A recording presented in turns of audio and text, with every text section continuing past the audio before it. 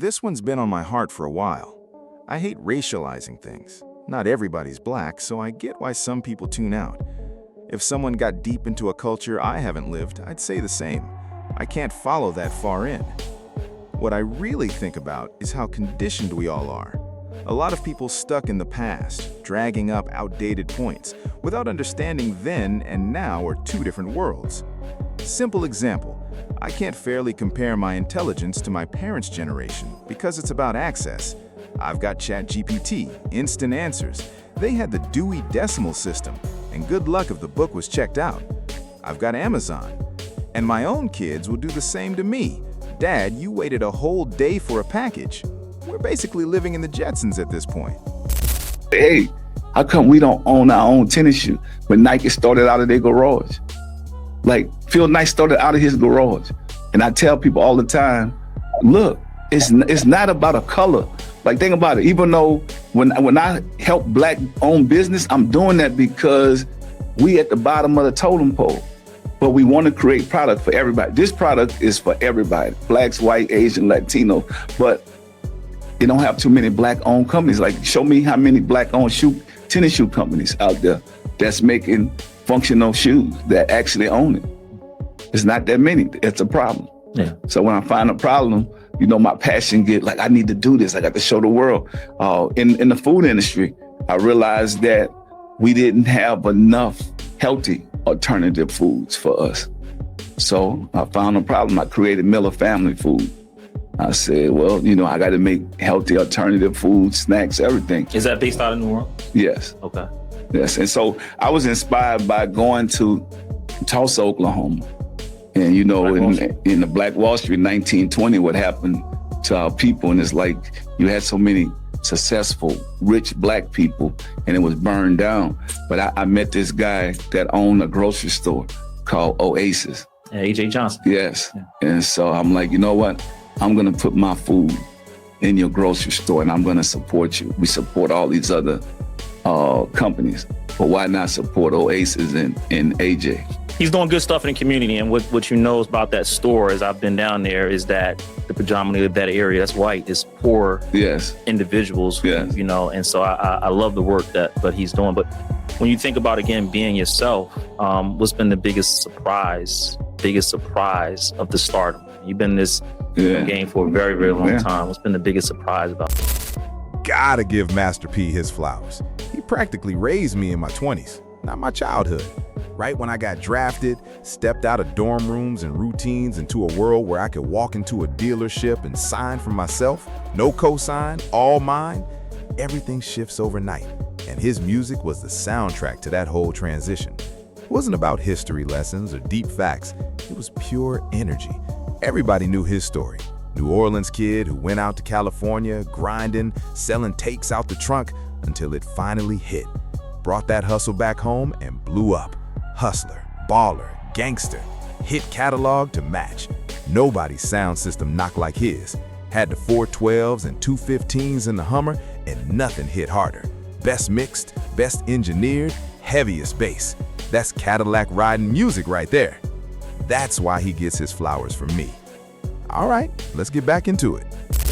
Culture don't believe that we could do it.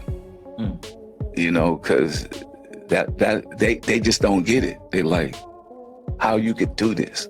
I mean, like, if I could do it, anybody could do it. You don't have to be the smartest person in the world. You don't have to be a rocket scientist. You just gotta have integrity and do good business. And these doors will open up for you. Did y'all catch that? He's saying our culture doesn't believe this is even possible. So for everyone still throwing sellout, policing diversity of thought in their own community, hating Republicans just because they're black, you can disagree, that's fine. Diversity of thought is healthy. But the problem is when it becomes there's only one way to the top. No mountain only has one path up, period. I'll say it bold, shut up, respectfully. Don't lie to me about what's possible. I knew from day one I was gonna be something. Not everyone gets raised with that mindset. Financially, I grew up in poverty, but mentally we were rich. We pushed each other, real go-get-it energy, not empty talk. So he's right about one thing. Our culture has real problems, but the worst part was never the gangs, the drugs, or even the poverty. It was the low ambition. I knew that as a kid. Soon as I could think past toy cars, I saw it. These people just weren't aiming high enough. Building great relationships, and I think that's the biggest thing for me, trying to get that negative mindset out of our culture, because they still going back to, oh man, slavery, they did us this, and I'm like, you still harping on that, man. I never harped on that, because I can't change the past, but I can change the future. And I think you got to get used to us being successful. And I think a lot of us, we block our own blessings because we don't think that we could do it because we're looking at a color. So, I mean, Muhammad Ali was a guy that, and I love like his story, because he didn't care about that. He just wanted to be around good people, but he did represent for the culture. And I want more African-American owned tennis shoe companies. I don't want this just to be me. I want so many different product brands owned by us, but making it for everybody. Just think about it. When other cultures make products, they don't make it for them, they make it for everybody. And so I want that mindset of our people. If I could change that, that's the way we're gonna bridge the wealth gap. What's been the biggest negative surprise of it all? The biggest negative surprise of the stardom? Our people can't work together. Damn. Think about when I go down Rodale Drive and see all these stores. They're owned by all the same kind of looking people. None of them fighting. None of them caring about what each other have or got. And I love that. I want to see that for our culture and our people. Okay, let me disagree here. They fight. I mean, because I know Master P know. Sometimes we get into the harmony and the rhythm and the feel of the song and not knowing exactly what the lyrics are, right?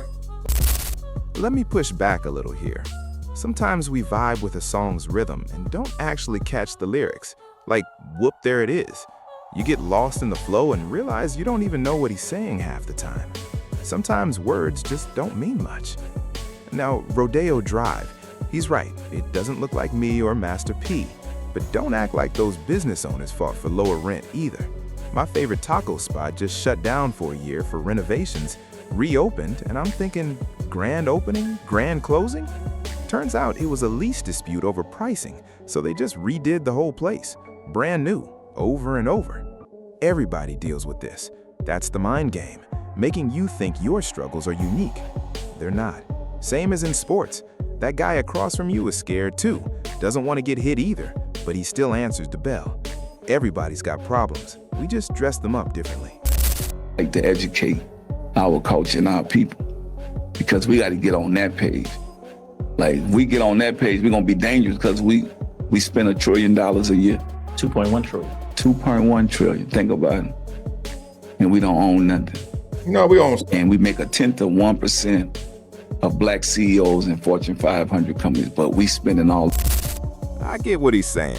And honestly, the message is too real to nitpick. Look at it through a sports lens for a second. If Black Americans were a player being scouted, the report would read, hella talented, tremendous potential, doing amazing things, but. And that but is what Master P's addressing. I know plenty of successful Black people, so I'm not playing that game. But I also know plenty who aren't accountable enough, and honestly, we don't like admitting that either. Why are we always airing out our own people in public? You want to win or not? Because everyone who wins gets exposed, torn down, criticized, and they still stand tall. Tom Brady, LeBron, Jordan, all got dragged at some point. Point is, stop worrying about who's talking about you. Just be. You'll be fine. All right, love y'all. It's Saturday, getting out on time. Don't forget, Men Too. This movement needs support from every man who's been through unfair treatment in family court, civil court, criminal court, false allegations, getting fleeced, whatever it looked like. We're building something to learn from and grow through together. And ladies, y'all are losing too, so join Men Too as well. Real victims get drowned out because of false allegations.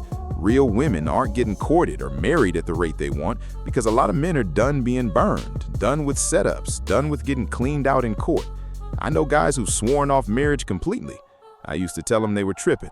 Now I get it. I fell for it myself. Bottom line, Men Too is for women too, if you want to be heard and want real relationships instead of rising divorce rates. I'll stay real, stay vulnerable, stay honest, and I'm not scared of the pushback that's coming. Love y'all. Have an amazing day. Got the kids today. We're playing ball and I'm making them some bacon. Peace.